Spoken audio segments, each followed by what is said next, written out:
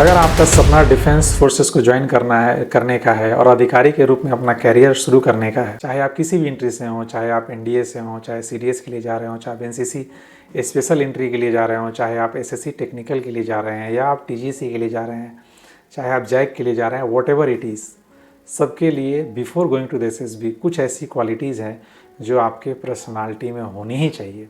अगर ये क्वालिटीज़ आपके अंदर, आपके व्यक्तित्व में नहीं है तो आप यकीन मानिए आपका सिलेक्शन संभव नहीं है।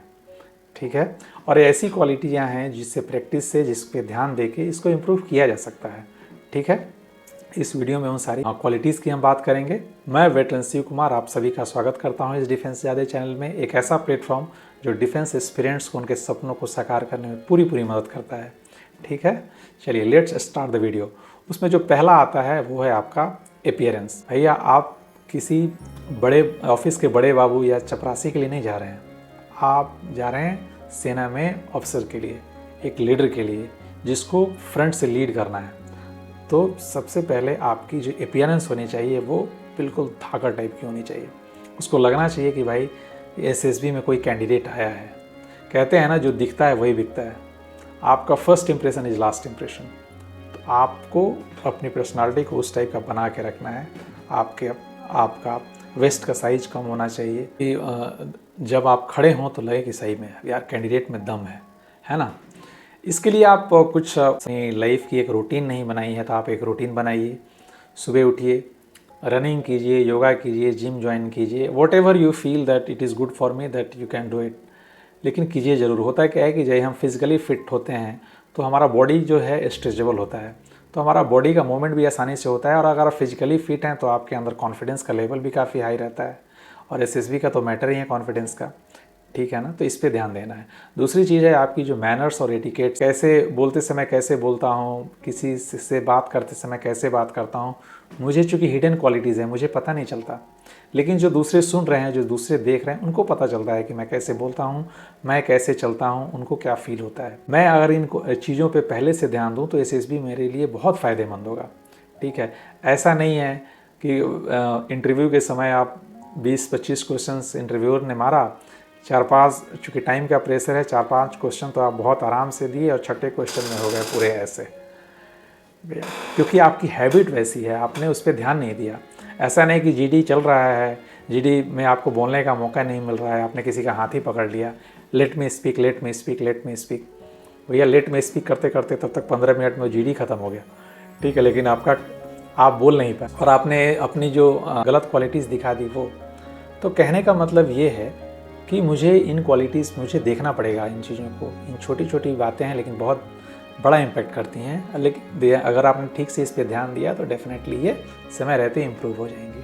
ठीक है, चलिए अब इसमें दूसरी जो क्वालिटीज़ आती है वो है कम्युनिकेशन स्किल्स। भाई आपकी जो एकेडमिक नॉलेज के अंदर जो ज्ञान भरा था उसका परिचय आपने रिटन क्वालिफाई करके दे दिया। भैया रिटन में आप पास हो गए, आपके अंदर एकेडमिक नॉलेज, बुकिश नॉलेज आपके अंदर अच्छा है। चलिए ठीक है, अब बात चूँकि आपके व्यक्तित्व की है, आपके दिमाग में क्या भरा हुआ है। आप बहुत अच्छे हैं, बहुत अच्छे जानकार हैं, आप बहुत अच्छा सोचते हैं, बट जब समय आता है उसको एक्सप्रेस करने का आप कर नहीं पाते हैं।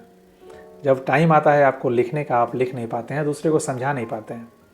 तो फिर क्या फ़ायदा उस सोच का, उस आपकी क्वालिटीज़ का जो समय पे काम ना आए। तो आपको देखना है whether I am able to communicate or not. If I am not able to communicate, this quality can be improved a period of time.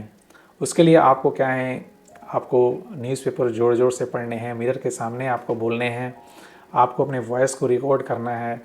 तो जैसे ही आप इन चीज़ों पे ध्यान देंगे, समय रहते ये धीरे धीरे ठीक होने लगेंगे। आपको टेट में, साइकोलॉजिकल टेस्ट में आपको 12 स्टोरीज़ लिखने हैं। लिखते लिखते 4-5 स्टोरी तो आप सही लिखते हैं, फिर 6ठे-7वें से आदमी का हाथ में पसीना आने लगता है, चूँकि इसने प्रैक्टिस नहीं किया। तो क्या वो ना ग्रामेटिकल एरर देख रहा है, ना वो अपनी लाइन देख रहा है, ना वो अपनी हैंड राइटिंग देख रहा है कि वो कहाँ जा रहा है, लिखे जा रहा है, लिखे जा रहा है, लिखे जा रहा है। एसेसर को भी समझ नहीं आ रहा है कि लिखा क्या है इसने। भैया आपने अगर लिखा ही नहीं है उसकी ढंग से तो उसको पता क्या चलेगा कि आप क्या लिखा है आपने, आपको कैसे सिलेक्शन करेगा वो। और ये चीज़ें ऐसा नहीं कि इम्पॉसिबल हैं। अगर आप प्रैक्टिस करेंगे, समय देख के मोबाइल से आप प्रैक्टिस कीजिए, टाइमर लगा दीजिए, स्टॉप लगाइए 4 मिनट का, आप देखिए कि आप कितनी स्टोरी लिख पाते हैं। धीरे धीरे आप प्रैक्टिस करेंगे, धीरे धीरे चीज़ें इंप्रूव हो जाएंगी। तीसरी जो चीज़ आती है वो है आपका keep update yourself with national and international issues. देखिए, आप लीडर बनने जा रहे हैं और आपको पता होना चाहिए कि देश में और विदेश में क्या चल रहा है और आपके अपने विचार क्या हैं। जैसे कि आज मैं छोटा सा उदाहरण दूँ, जैसे भारत और पाकिस्तान के बीच युद्ध का जो माहौल चल रहा है, उसमें सिंधु नदी का जल भारत ने रोक दिया। उसमें आपके अपने विचार क्या हैं, हम और क्या कर सकते हैं टेररिज्म को रोकने के लिए, हम और क्या कर सकते हैं पाकिस्तान को करारा जवाब देने के लिए। Because I am a leader, there should be my own opinion about it. भैया कल के आपके साथ ट्रूप्स जाएंगे, लड़ाई लड़नी है आपको कैसे लेना है, कैसे ट्रूप्स को डिप्लॉय करना है, कैसे ट्रूप्स को मोटिवेट करना है, आपको ये सारी चीज़ों की जानकारी आपको होनी चाहिए। तभी आप मान के चलिए एक अच्छे ऑफिसर आप बन सकते हैं। इसके लिए ये क्वालिटी आपको पहले से अपने अंदर धारण करना है। हर एक नेशनल और इंटरनेशनल इश्यूज़ को डीपली स्टडी कीजिए और उसके ऊपर अपने विचार जरूर बनाइए कि सर इसको ऐसे कर सकते हैं, इसको ऐसे कर सकते हैं। क्योंकि ये देखिए, अगर आपकी ये चीज़ अच्छी है ना, तो जीडी जो ग्रुप डिस्कशन होता है उसमें भी आप डाटा विथ एग्जाम्पल आप अगर बता रहे हैं ना, तो आपके जो पॉइंट्स में दम आता है। तो जो बकर जो लगातार बोलता जा रहा है जीडी में, वो चूँकि आपके पॉइंट स्ट्रॉन्ग है, आप एग्जाम्पल अच्छा देना, तो अगला चुप हो जाएगा, वो ध्यान से सुनेंगे आपकी चीज़ों को। तो इसलिए ये बहुत ज़रूरी चीज़ है। आप अगर आपने इसका ख्याल रखा है, तो इंटरव्यूअर आपसे पूछेंगे कि भैया ये आपके क्या विचार हैं, इसको कैसे डील कर सकते हैं। तो इन सब चीज़ों पे ध्यान दीजिएगा, जो आगे चल के एसएसबी में बहुत काम का आता है। तीसरा जो चीज़ है वो है आपके पास हॉबी होनी चाहिए। हॉबी वो चीज़ जो मैं खाली समय में बैठ के जो मुझे आनंदित करता है। हो सकता है किसी को टीवी देखना अच्छा लगता है, हो सकता है किसी को म्यूजिक देखना अच्छा लगता है, हो सकता है किसी को किताबें पढ़ने अच्छा लगता है, हो सकता है किसी को शॉर्ट्स देखना अच्छा लगता है। शॉर्ट्स का मत बताना मेरे भाई, शॉर्ट्स वैसे ही टाइम पास का एक जरिया है। Shorts cannot be your hobby, right. तो एक ऐसी हॉबी जो पॉजिटिव आपके इम्पैक्ट करे आपके पर्सनालिटी को, ठीक है ना। वैसे सबसे बढ़िया जो हॉबी है वो है बुक को रीड करना। क्योंकि बुक आप रीड करते हैं ना, जैसे बहुत सारी आपके ज्ञान के चक्षु खुलते हैं, आपका रीडिंग हैबिट बढ़ता है, आपका कम्युनिकेशन स्किल बढ़िया होता है, आपको नई नई जानकारियाँ मिलती हैं। तो रीडिंग, मैं एक उदाहरण के तौर पे कह रहा हूँ, reading books also a very good habit, hobby. आप जो भी आर्म में जा रहे हैं, चाहे आप भारतीय सेना को ज्वाइन कर रहे हैं, एयरफोर्स या इंडियन नेवी को ज्वाइन कर रहे हैं, आपको उसके बारे में पता होना चाहिए कि भाई हमारी स्ट्रेंथ क्या है। जिस कोर को आप इन्फेंट्री को अगर ज़्यादा चाहते हैं, तो इन्फेंट्री का क्या रोल है, आज इन्फेंट्री में कौन कौन से वेपन्स हैं, हमारे क्या, और हम क्या कर रहे हैं इसमें, और किस देश से हम वेपन्स ले रहे हैं, हम अपने देश में क्या बना रहे हैं, नहीं बना रहे हैं। मैं एग्जाम्पल की बात कर रहा हूँ कि आपको अपने आर्म्स के बारे में आपको पता होना चाहिए, कि उसको मालूम, इंटरव्यूअर को पता चलेगा कि भैया ये अपडेट है, ये कैंडिडेट आया है तो ऐसे नहीं खाली आ गया, इसने पूरी जानकारी और पूरे जज्बा है इसको अपने आर्म्स के बारे में ज्वाइन करने का।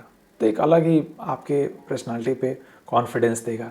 ये आपकी सारी चीज़ें क्या है कि वो जब कॉन्फ्रेंस होगा उसमें जाके बहुत बड़ा इम्पैक्ट करती हैं। एसएसबी के लिए जा रहे हैं तो इन सब चीज़ों पे आप ध्यान दीजिए, या आप जाने वाले हैं तो आप पहले से इसका प्रैक्टिस शुरू कर दीजिए। धीरे धीरे क्या होगा, ये सारी चीज़ें आपके पर्सनालिटी में आ जाएंगी, तो आपका सिलेक्शन जो है ना, बच्चे बहुत बढ़िया हो जाएगा। SSB is completely test of your personality. ये बहुत ज़्यादा, लेकिन क्या है, बच्चों ने इसके हेवी बना दिया, क्योंकि एसएसबी को जो चाहिए ऑफिसर्स जो क्वालिटी जो चाहिए वो कैंडिडेट मिलते नहीं हैं, इसलिए लड़के रिजेक्ट हो जाते हैं। अपने आप को अगर इन सब चीज़ों पे आप ध्यान दोगे तो डेफिनेटली आपका सिलेक्शन होगा, और एसएसबी में आप बेहतर परफॉर्मेंस करेंगे और आपका सिलेक्शन भी होगा। ठीक है, मैं यही उम्मीद करता हूँ कि आज से आप लोग इस पे ध्यान देंगे और अपने सपने को ज़रूर साकार करेंगे। अब मुझे कमेंट करके आप ज़रूर बताना कि आपको कौन सी आपके अंदर जो क्वालिटी है जिसको आप इम्प्रूव करना चाहते हो। वीडियो देखने के लिए आपका बहुत बहुत धन्यवाद। अगर वीडियो पसंद आया हो तो वीडियो को लाइक करें, चैनल को सब्सक्राइब करें और इसे शेयर करना ना भूलें, ताकि जो भी डिफेंस एस्पिरेंट्स हैं, डिफेंस में करियर बनाकर अपने सपनों को साकार करना चाहते हैं, वो इसका लाभ ले सकें। ठीक है, बहुत बहुत धन्यवाद। Thank you. जय हिंद, जय भारत।